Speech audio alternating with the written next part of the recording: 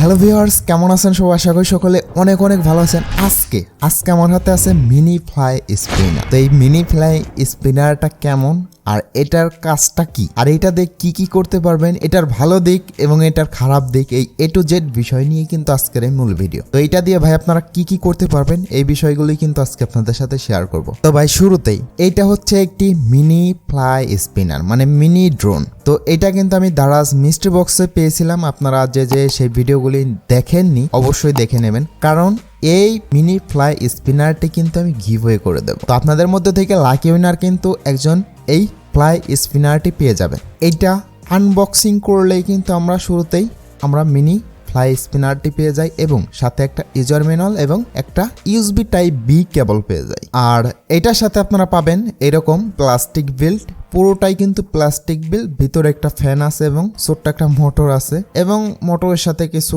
Circuit ব্যবহার করা হয়েছে, ভিতরের সাথে একটা ব্যাটারি আছে। আর এটাকে আপনারা চার্জ করে ব্যবহার করতে পারবেন, যেহেতু চার্জিং কেবল দিয়ে দিয়েছে টাইপ বি চার্জিং কেবল দিয়ে আপনারা এটা চার্জ করে ব্যবহার করতে পারবেন। এই সাইডে পেয়ে যাবেন একটি সুইচ। এই সুইচটি চালু করার মাধ্যমে কিন্তু এখানে দেখতে পারবেন এখানে কিছু LED দেওয়া আছে, যেটা হচ্ছে RGB LED। সেটা কিন্তু সুইচ চালু করার সাথে সাথে ব্লিঙ্ক হয়, আর ব্লিঙ্ক হলে দেখতে ভাই অনেক অনেক সুন্দর লাগে। তো ভাই এটার কাজটা কি? তো ভাই এটার কাজ হচ্ছে ভাই এটা হচ্ছে মিনি ড্রোন, মানে হচ্ছে এটা উড়ানো যায়। আচ্ছা, এইটা এখন উড়াবেন কিভাবে? তো ভাই উড়ানোর প্রসেসটা আমি আপনাদের একটু বলে দেই। এটা আপনি আকাশে এইভাবে যদি ছুড়ে দেন তাহলে কিন্তু অটোমেটিক আপনার হাতে চলে আসবে। তো এই মিনি ড্রোনটা কিন্তু এমনই, আপনি ভাই যে জায়গায় দেন না কেন ঘুরে ফিরে কিন্তু ভাই আপনার সেই হাতেই চলে আসবে এই মিনি ড্রোনটি। তো এইটা উড়ানোর কিন্তু সঠিক নিয়ম আছে। তো আপনারা কিন্তু এটা দিয়ে এরকম চরকির মতো করেও ব্যবহার করতে পারবেন। এইভাবে যদি আপনি রেখে দেন তাহলে কিন্তু চরকির মতো ঘুরবে। আবার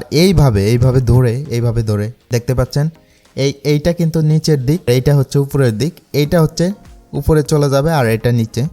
এইভাবে ধরে একটু অ্যাঙ্গেলটা উঁচু করতে হবে, এইভাবে অ্যাঙ্গেলটা উঁচু করতে হবে।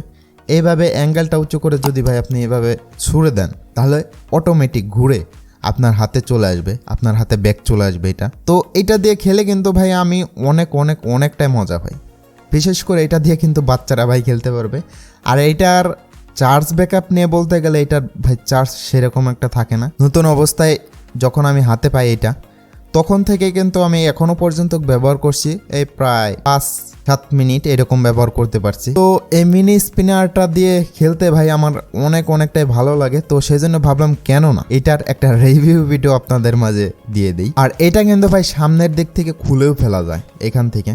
তো এটা কিন্তু আমি একবার খুলেছিলাম, খুলে এটার ভিতরে কি আছে না আছে এগুলো কিন্তু ভাই আমি দেখেছিলাম। সেখানে দেখলাম একটা ব্যাটারি আছে, একটা মোটর আছে আর কিছু সার্কিট মডিউল এগুলো আছে।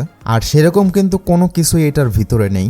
তো এইটা ভাই বাচ্চাদের জন্য আমি মনে করি বেস্ট। এটা কিন্তু শুধু বাচ্চারা না, এটা যারা বড় আছে, যাদের একটু কোনো কিছু উড়ানোর একটা শখ থাকে, তারা ভাই এটা কিনতে পারেন। এটার দামও অনেকটা কম, দারাজে আপনারা 300-400 টাকায় পেয়ে যাবেন। আমি কিন্তু ভাই এটা পেয়েছিলাম 59 টাকা দিয়ে, 59 টাকার একটি মিস্ট্রি বক্সে কিন্তু পেয়েছিলাম। তো ভাই এইটা ভাই আপনারা যারা কিনবেন আপনাদের কিন্তু শুরুর দিকে ভাই আমার মতনই হবে।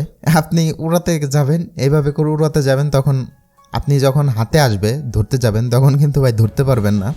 এরকম আমার হাতে লেগে কিন্তু অনেকবার ভাই কি বলবো অনেকবার পড়ে গেছে। ফাইনালি কিন্তু আমি এটা উড়ানো শিখে গেছি। আর এটা উড়াতে গেলে কিন্তু ভাই আপনাদের একটা বিষয় ফলো করতে হবে, সেটা হচ্ছে একটু উপরের দিকে অ্যাঙ্গেল করে রাখতে হবে এবং যখনই আপনার হাতের কাছে চলে আসবে তখনই এই যে সাইড দিয়ে আপনি ধরবেন এই সাইড দিয়ে আপনার ধরতে হবে।